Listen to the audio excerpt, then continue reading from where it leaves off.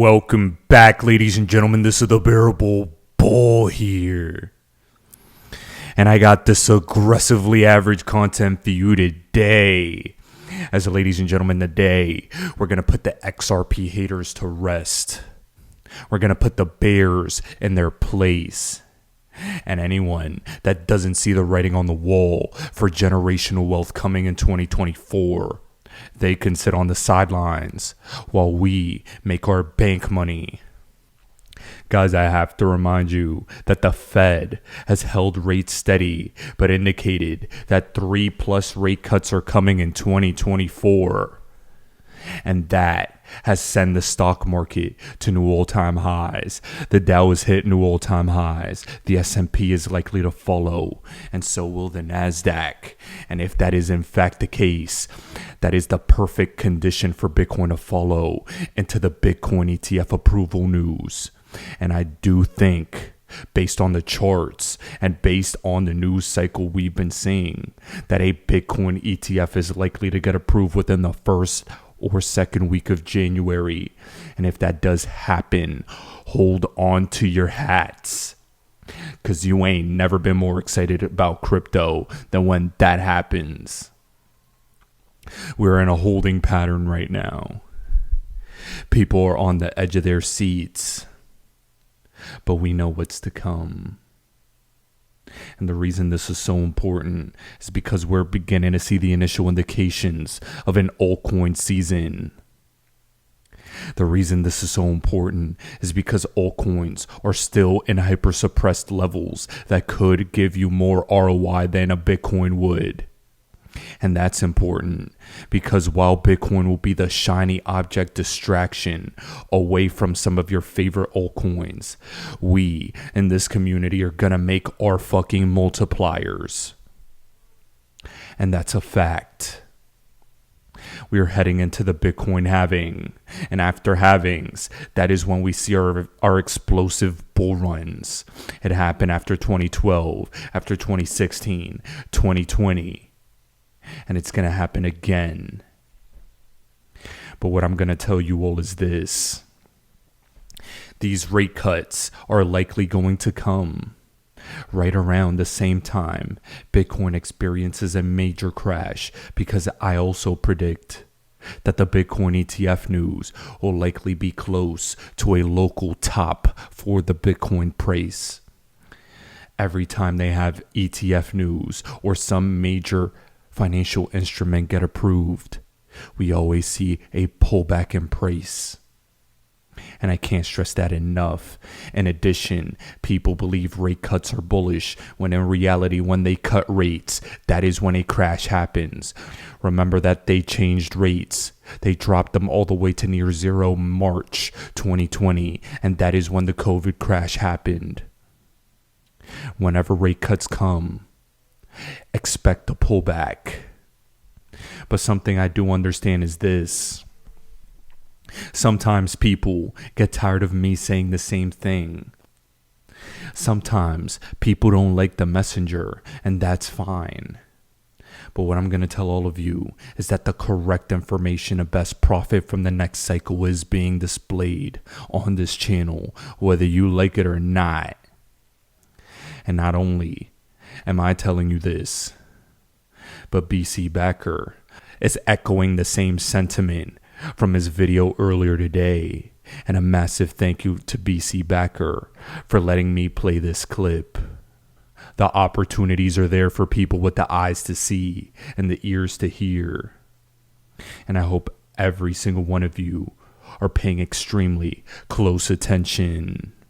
If this is the base case, right, even in this like horrid situation long term, like you look towards the first half of 2024 and you say, well, what does it look like? It looks like a period of irrational exuberance, a period of excitement, a period of euphoria. Everything's going great. The bulls are mocking the bears, and the most Googled recession of all time will be capitulated on to say, we are obviously doing a soft landing. We've done everything. We're perfect. We're gravy. Kind of like in here, with Bitcoin, just admit it's a bear market, then it sets a new all-time high, and then it loses itself, right? So the things like what I'll be looking for heading into 2024 to say, hey, is this scenario still aligning right? It would be really just to see similarities to that, right? That it does set a new all-time high here for the NDXT, and that there is some type of pullback, whether that pullback does hold on top of the previous all-time high, or it does even dip all the way back down to hitting like the 786 Fibonacci retracement level, and then watching for that additional high to come in there, and then eventually the lights coming out on it. But this whole period here in the first half of 2024 would likely be incredibly exciting, mixed with a couple of scares, as we did for Bitcoin in here. But reflecting back on it, I don't think people were really that scared. People say, why would we set a new all-time high and not continue to? So then when we go back and we set it a second time, totally convinced this thing is going up forever. I can imagine that being the same circumstance here, right? If we set the new all-time high, do you really think we're just going to set the new all-time high and not keep going, right?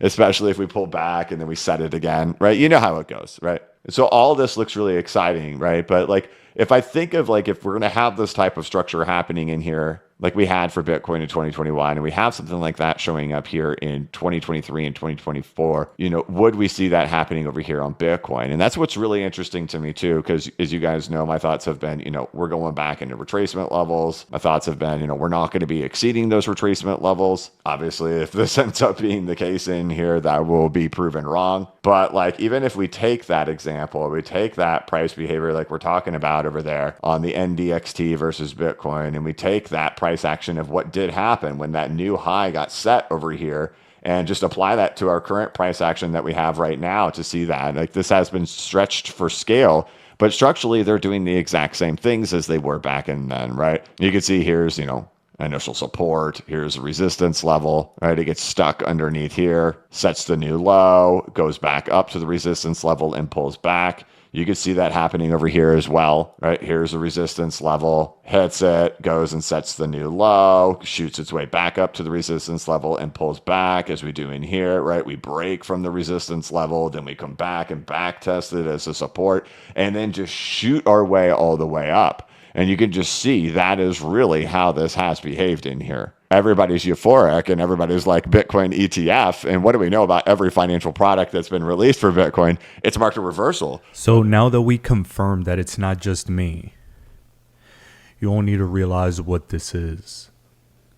The news for the classes versus the news for the masses. Peak euphoria typically aligns with financial catastrophe with retail.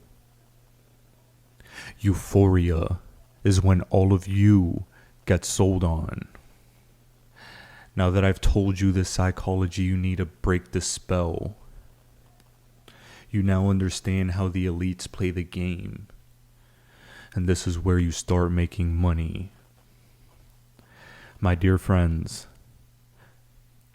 Colin Talks Crypto posted an important video earlier today talking about how the Bitcoin ETFs could be a Trojan horse. You said it. And how Grayscale's 600,000 Bitcoin could be linked to the BlackRock ETF. This video was from your friend Sami, and I highly recommend you give him a follow. And I think all of you need to listen, as don't you wish you would have known about FTX before it happened? This is how the experts anticipate an FTX-like situation. Hello there, baby doll. So what is really going on with the Grayscale link to the Bitcoin spot ETF? In a nutshell, in 2022, Barry Shilbert was doing accounting irregularities or Ponzi stuff, and he was being a very naughty boy. So the government can see his 600,000 Bitcoin stash. And now it's basically being confirmed from Max Kaiser that this Bitcoin spot ETF is a Trojan horse. If only I had a friend out here who was saying it was a Trojan horse the whole time. Gee, I can't figure it out. Now, unfortunately, there's only 69,000 Bitcoin or so in the inventory. This is the rumor. And it's cash in, cash out only. So if you buy it, you can only redeem for cash. You can't get real Bitcoin out. So it's not an up-only vortex. Also, the government has a backup plan in case the price of Bitcoin gets too high too fast and starts embarrassing them. And their plan, its name is Barry Shilbert.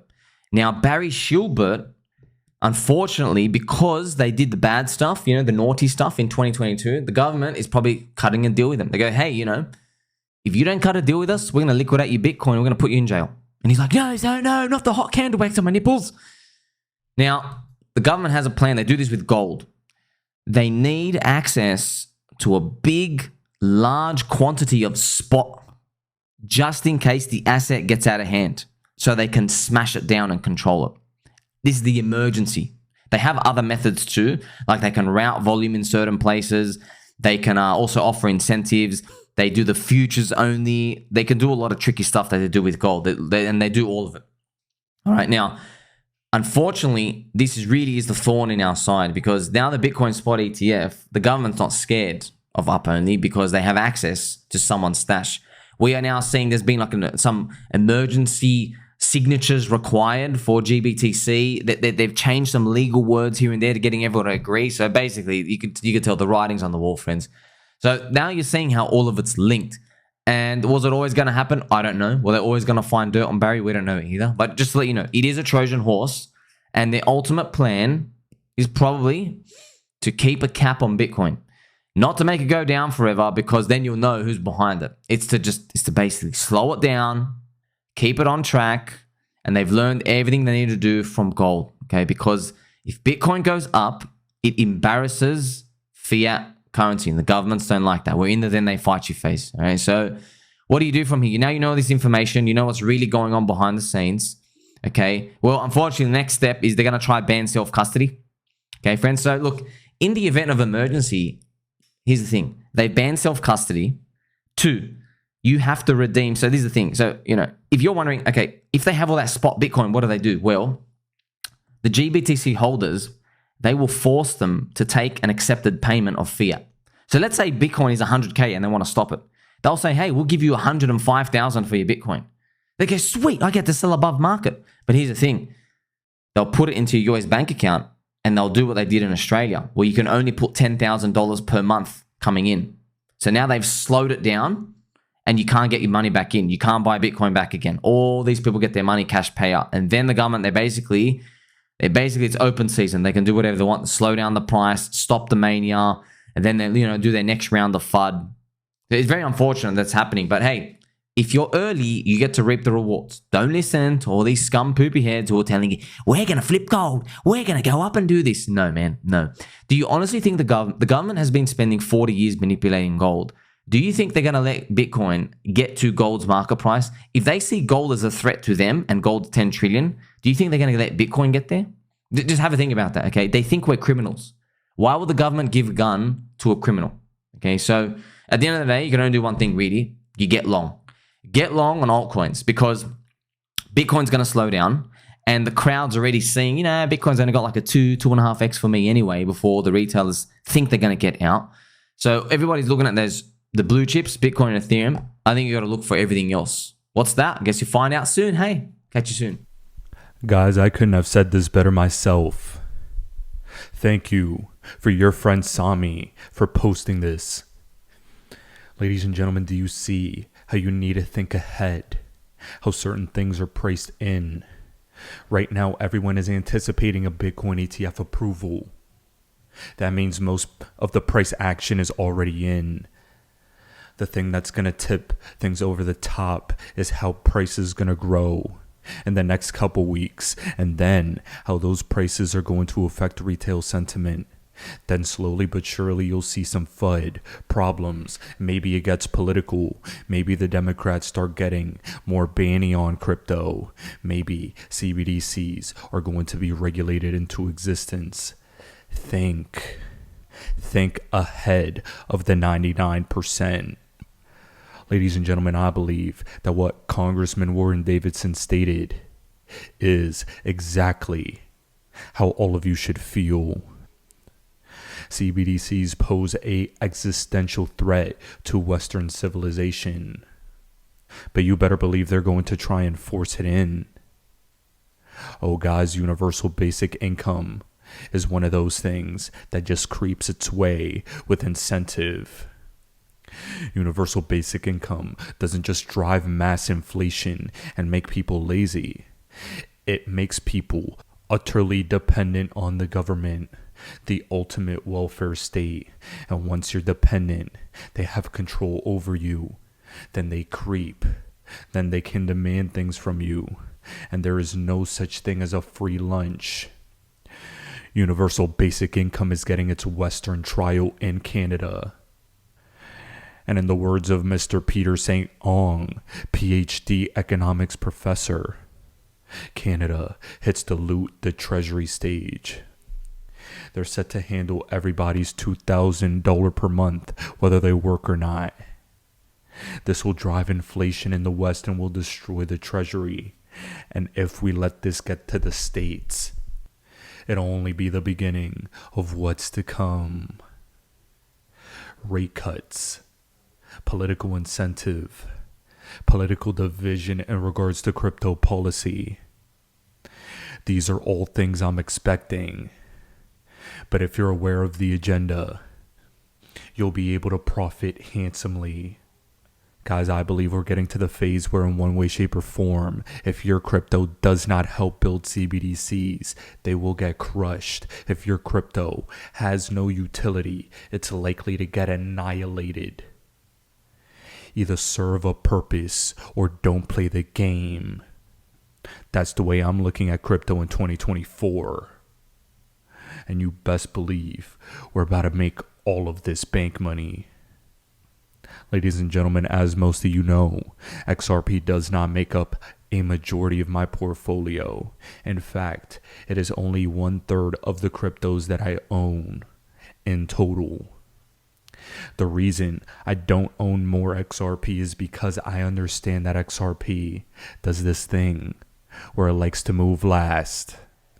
But when XRP finally moves, it likes to move the fastest and the highest. And I've always found this to be the biggest benefit of holding XRP and knowing about XRP's price chart.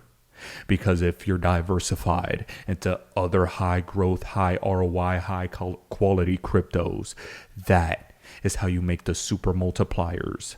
That is how you can guarantee profits. That is how you make money in this game. You shouldn't be all in on one token unless you've already really made it in life. And I think this strategy is going to pay dividends for me and many others this next bull run.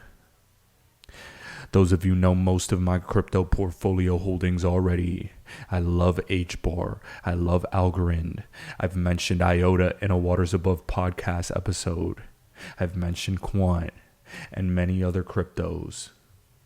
But XRP is where I'm going to be driving all of my profits from all those other coins. And that is going to make my level of success worth it in 2024. Guys, just imagine when all the media headlines hit $5 XRP, $10 XRP, but instead of just holding whatever you had in XRP, you were able to navigate this market and make some nice trades into XRP from other cryptos. We are all going to look like geniuses, I promise you.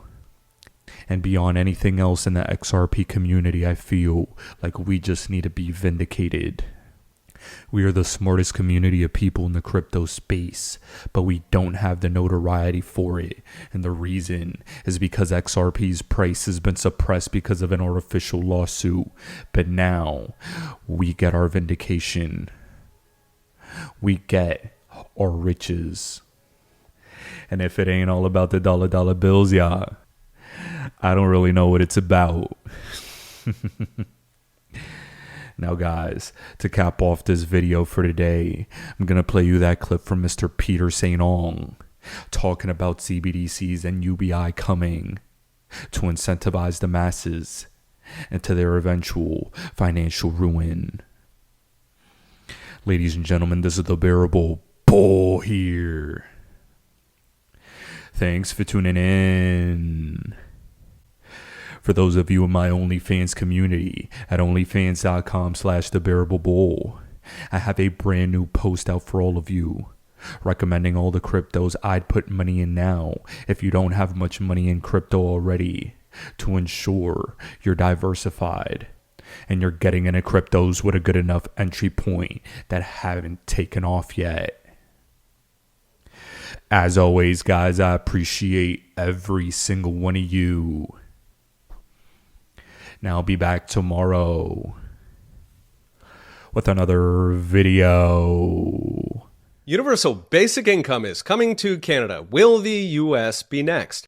I've been warning of a UBI, Universal Basic Income, for a while now, since that is where we are in the fall of Rome sequence. Recently, Canada's left-wing Liberals proposed just such a scheme, dubbed the, quote, guaranteed livable basic income.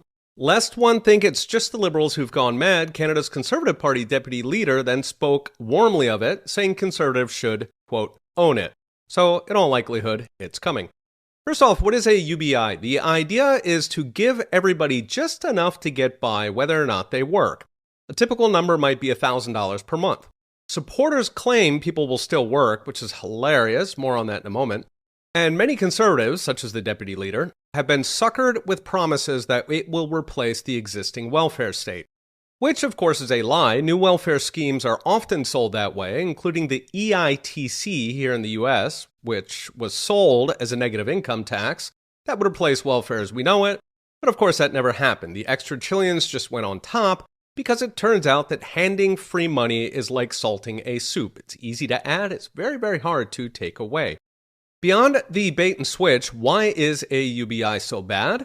Partly because the cost is raid the treasury level, so perhaps $3 trillion per year in the US, but mostly because it would radically expand our growing army of permanently unemployed couchsurfing parasites who do little work beyond voting for more welfare.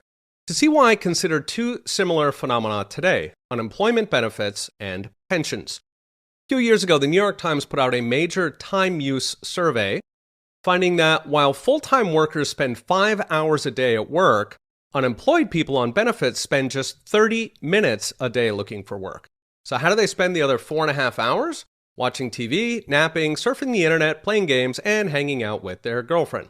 So that's a 90% drop in work. We've got similar numbers from retirement once Americans hit that magic 65 line. The Bureau of Labor Statistics tallied up the number of seniors working. That came out to 8% working full-time, 7% working part-time, which compares to 63% of the general population. So in that case, it's an 80% drop.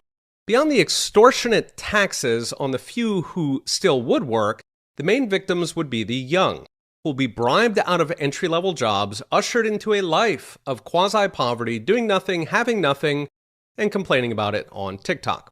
So what's next? Brought to you by Unchained.